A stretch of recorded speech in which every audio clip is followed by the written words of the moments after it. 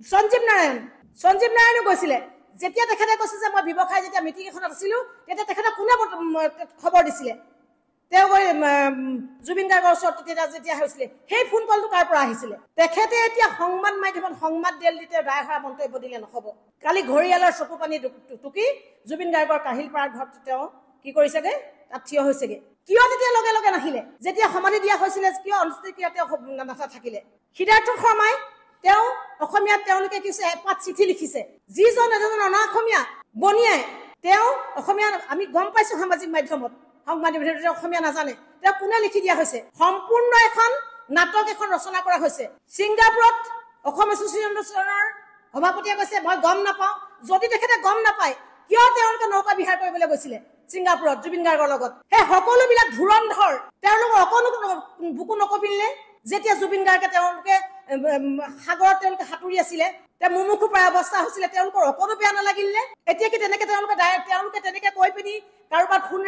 phone কৰি পিনি কাৰোবাৰ তেওঁলোকে চিঠি লিখি সংবাদ মেল দি এই সকলোবিলাক ধুৰন্ধৰ দগাবাজবিলাকে সাৰি যাব নেকি আমি আজি আপোনালোকৰ সংবাদ মাধ্যমৰ যোগেদি মুখ্যমন্ত্ৰী মহোদয়ক সুধিব বিচাৰিছো তেওঁলোকক কিয় সময় দিয়া হৈছে কোনো কাৰণত এই অসমত সোমাবলৈ দিব নালাগে অকল মাত্ৰ তেখেতক ব্লেক লিষ্টেড কৰিলে নহব নৰ্থ ইষ্ট ফেষ্টিভেল ৰঙালী সন্মিলন এইবিলাকৰ পাতে বহিষ্কৃত কৰিলে নহব অসমতে সোমাবলৈ দিব নালাগে ধুৰন্ধৰ পাপিষ্ঠ কোনো কাৰণতে জুবিন গাৰ্গে ন্যায় নাপালে কিন্তু আমি বহি নাথাকো অসমীয়া মহিলা মঞ্চত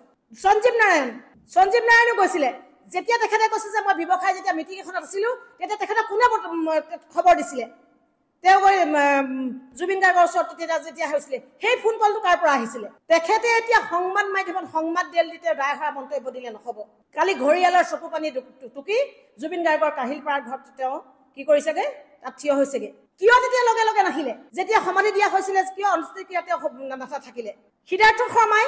তেওঁ অসমীয়াত তেওঁলোকে কিছু এপাত চিঠি লিখিছে যিজন এজন অনা অসমীয়া বনিয়াই তেওঁ অসমীয়া আমি গম পাইছো সামাজিক মাধ্যমত সংবাদ মাধ্যমত অসমীয়া নাজানে তেওঁ কোনে লিখি দিয়া হৈছে সম্পূৰ্ণ এখন নাটক এখন ৰচনা কৰা হৈছে ছিংগাপুৰত অসম এছ'চিয়েশ্যনৰ সভাপতিয়ে কৈছে মই গম নাপাওঁ যদি তেখেতে গম নাপায় কিয় তেওঁলোকে নৌকা বিহাৰ কৰিবলৈ গৈছিলে ছিংগাপুৰত জুবিন গাৰ্গৰ লগত সেই সকলোবিলাক ধুৰন্ধৰ তেওঁলোকৰ অকণো বুকু নকপিলে যেতিয়া জুবিন গাৰ্গে তেওঁলোকে সাগৰত তেওঁলোকে সাঁতুৰি আছিলে তেওঁ মুমুখু প্ৰায় অৱস্থা হৈছিলে তেওঁলোকৰ অকণো বেয়া নালাগিলে এতিয়া কি তেনেকে তেওঁলোকে তেনেকে কৈ পিনি কাৰোবাৰ ফোন কৰি পিনি কাৰোবাৰ তেওঁলোকে চিঠি লিখি সংবাদ মেল দি এই সকলোবিলাক ধুৰন্ধৰ দগাবাজবিলাকে সাৰি যাব নেকি আমি আজি আপোনালোকৰ সংবাদ মাধ্যমৰ যোগেদি মুখ্যমন্ত্ৰী মহোদয়ক সুধিব বিচাৰিছো তেওঁলোকক কিয় সময় দিয়া হৈছে কোনো কাৰণত এই অসমত সোমাবলৈ দিব নালাগে অকল মাত্ৰ তেখেতক ব্লেক লিষ্টেড কৰিলে নহব নৰ্থ ইষ্ট ফেষ্টিভেল ৰঙালী সন্মিলন এইবিলাকৰ পাতে বহিষ্কৃত কৰিলে নহব অসমতে সোমাবলৈ দিব নালাগে ধুৰন্ধৰ পাপিষ্ঠ কোনো কাৰণতে জুবিন গাৰ্গে ন্যায় নাপালে কিন্তু আমি বহি নাথাকো অসমীয়া মহিলা মঞ্চত